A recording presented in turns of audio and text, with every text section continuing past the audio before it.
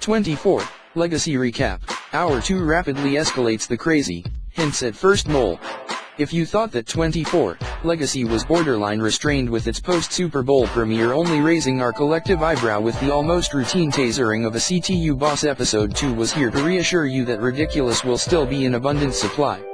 First and foremost, there was the next leg of former Army Ranger Eric Carter's scramble to reclaim the flash drive containing the late Sheikh Ibrahim bin Khalid's US sleeper cells and activation codes.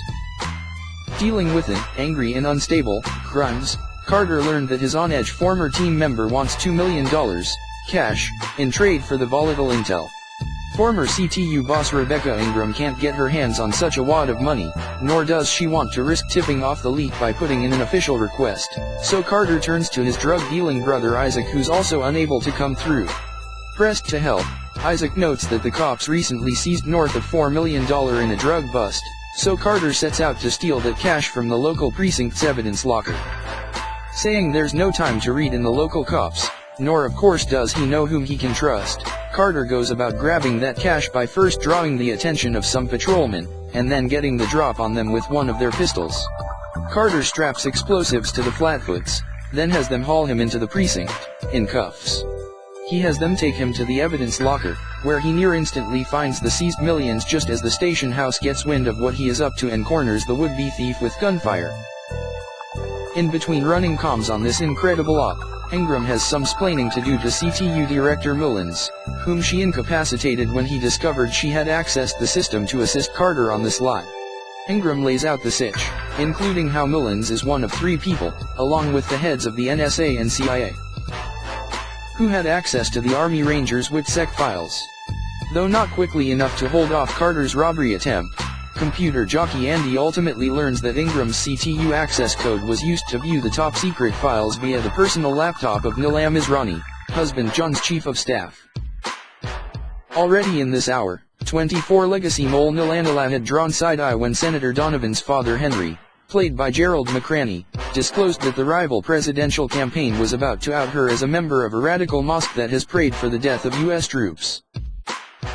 Henry says there is no way his son gets to the White House with a hater traitor on his team, so Donovan confronts Nila.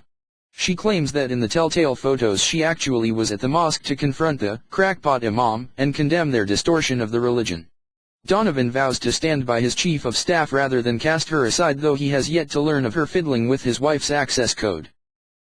In addition to Carter's robbery, the episode's other absurd development occurred in the high school subplot, where Amira's placation of a suspicious Drew didn't last long at all, after he caught her in a clinch with Mr. Harris. Rather than attempt, a cover story about forbidden romance, Mr. Harris instead physically and clumsily assaults Drew, brutally smashing the lad's bean against the classroom floor. In the middle of the day, with students passing by right outside. Have fun cleaning that up on the QT. Elsewhere in hour 2. When Aisha overheard that Isaac plans to dump her after the big deal with the Dominicans that she set up, she phoned the rival gang leader, Royo, to hint that no tears would be shed if Isaac doesn't return from the meet alive. Ain't she sweet? Bailey Chase made his debut as CTU agent Thomas Locke, whom Andy was put in charge of steering away from the Mullins mess, though analyst Mariana later whispered to Locke that something fishy was afoot. Also, Andy and Locke seem to have some unfinished business from their past, more on that in hour 3. Bin Khalid's son Yadala was pressured by one of his men to launch some sort of terrorist strike in lieu of having the sleeper cell codes. When Yadala insisted on waiting to claim the flash drive, the henchman pulled a gun on him. Without so much as flinching, Yadala maintained that as the Sheikh's only surviving son, only God will decide when I die. Grimes actually gave Carter an extension on the deadline for the cash drop. There are no deadline extensions in 24.